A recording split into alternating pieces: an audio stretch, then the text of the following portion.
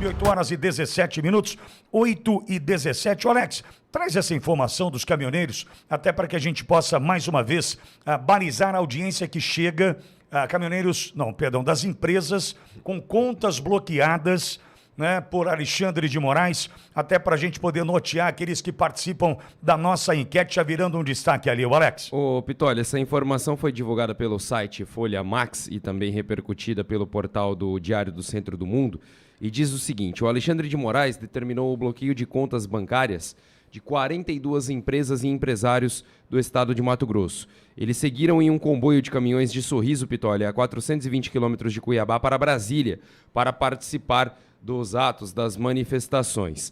Essa decisão foi tomada para acabar com a utilização de recursos financeiros e promover também esses protestos, Pitolli. Aliás, a forma que o Alexandre tomou essa decisão, né, o Alexandre de Moraes tomou essa decisão para acabar com a utilização desses recursos financeiros para promover esses atos que ele considera como antidemocráticos. Era do governo esse recurso? Era do Alexandre esse recurso? Ou era do próprio empresário que decidiu apoiar o movimento? Eu não consigo entender. Pois não, Alex? O trecho da decisão, Pitolli, diz o seguinte: verifica-se o abuso reiterado do direito de reunião direcionado ilícita e criminosamente para propagar o descumprimento e desrespeito ao resultado do pleito eleitoral para presidente e vice-presidente da República, diz um trecho da decisão. Abuso do direito de reunião? Isso. Direcionado, ilícita tem cada e coisa nova que vai criminosamente. chegando para a gente, que a gente vai aprendendo aqui. Pois não, Alex? Segundo o documento, a mobilização dos empresários tinha fins de rompimento da ordem constitucional. O magistrado ainda determinou que a Polícia Federal colha depoimentos de todas as pessoas físicas e representantes legais das empresas identificados nos atos, viu, Pitolli? Quantas empresas bloqueadas? 42. 42 empresas e empresários, né? Certo, que tiveram suas contas bloqueadas. Lê aquele trecho do excesso de reunião lá, Alex, me chamou a atenção. Está no trecho da decisão. Verifica-se o abuso reiterado do direito de reunião, direcionado, ilícita e criminosamente, para propagar o descumprimento e desrespeito ao resultado do pleito eleitoral para presidente e vice-presidente da República. Bom, são 42 empresas e empresários que tiveram contas bloqueadas e começa a rodar em grupos de WhatsApp mensagens de caminhoneiros por todo o Brasil dizendo que a partir de amanhã o Brasil deve parar. Se há uma categoria unida, é essa categoria.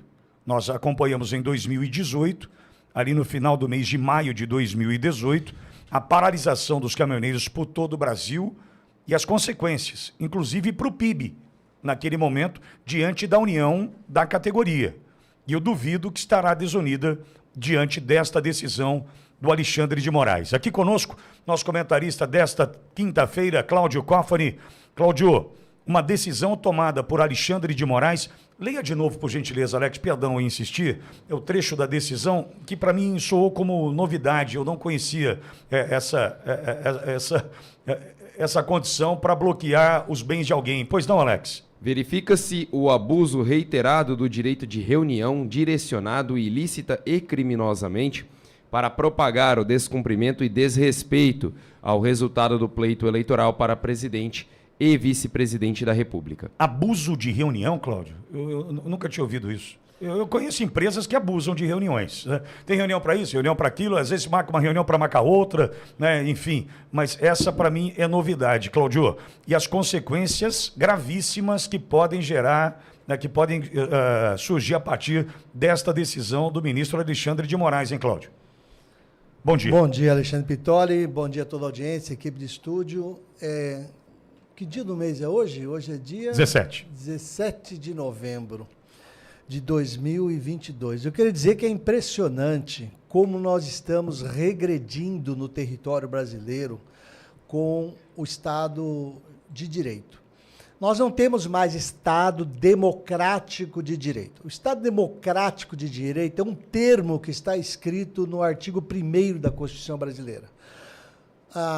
O Constituinte de 1988 inseriu na frase, na palavras, né, Estado de direito, ele inseriu o democrático. Porque a Constituição de 88, ela buscou livrar o Brasil de resquícios do que se entendeu como sendo um longo, tenebroso período de ditadura.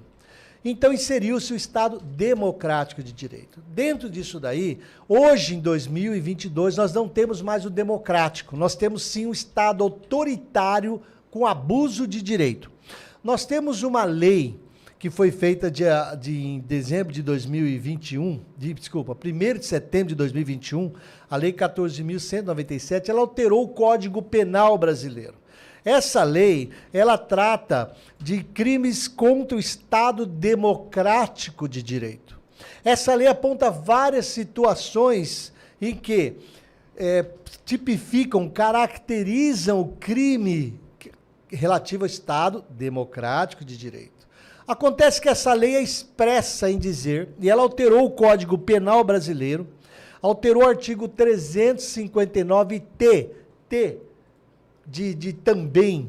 Esse artigo 359-T diz: não constitui crime previsto no título que trata de atentado ao Estado Democrático de Direito, não constitui crime a manifestação crítica aos poderes constitucionais, nem constitui crime a atividade jornalística, nem constitui crime a reivindicação de direitos e garantias constitucionais por meio de passeatas, reuniões, greves, aglomerações ou qualquer outra forma de manifestação política com propósitos sociais.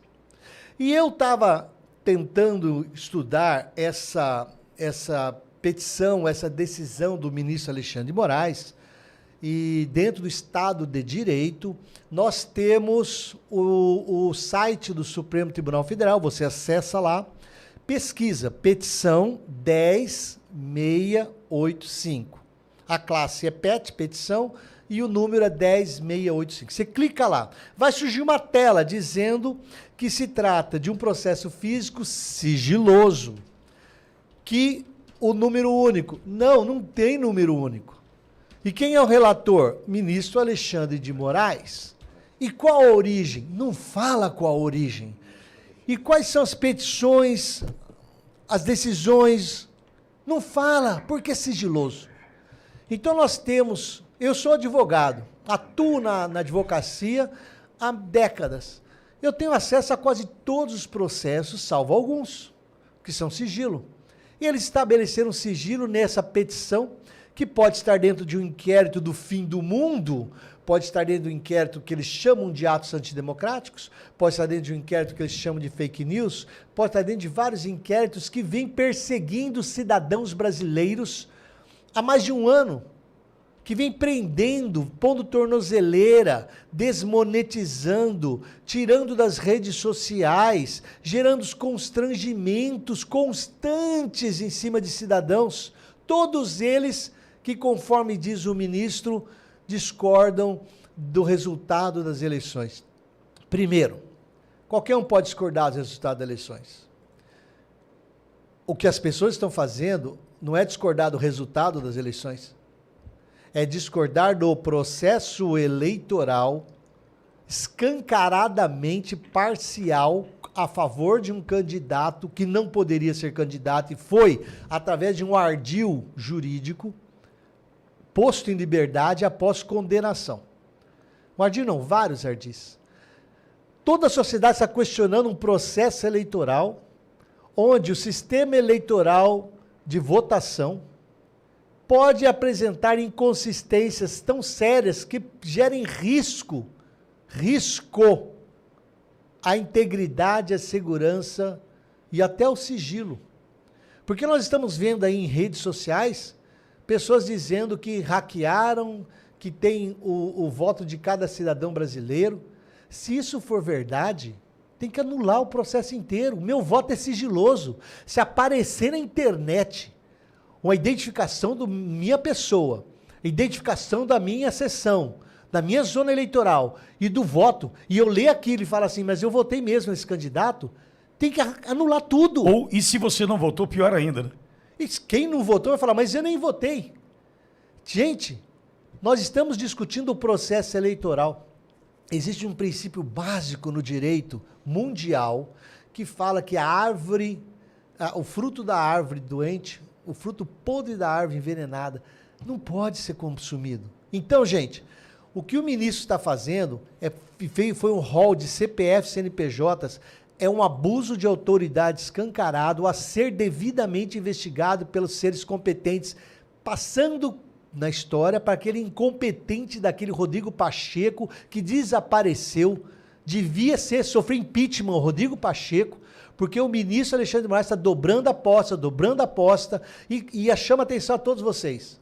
O Gilmar Mendes ficou quieto até a eleição garantir a entrada do Lula. O Gilmar Mendes historicamente odeia o Lula. O Gilmar Mendes chamou o PT de cleptocracia. Depois da eleição, ouçam, cada dia mais Gilmar Mendes assumindo a titularidade da atuação. Ouçam, esses 9 cidadãos estão controlando o país. Não tem nada de processo eleitoral democrático, não. Eles estão controlando esse país usando a Suprema Corte de maneira indevida.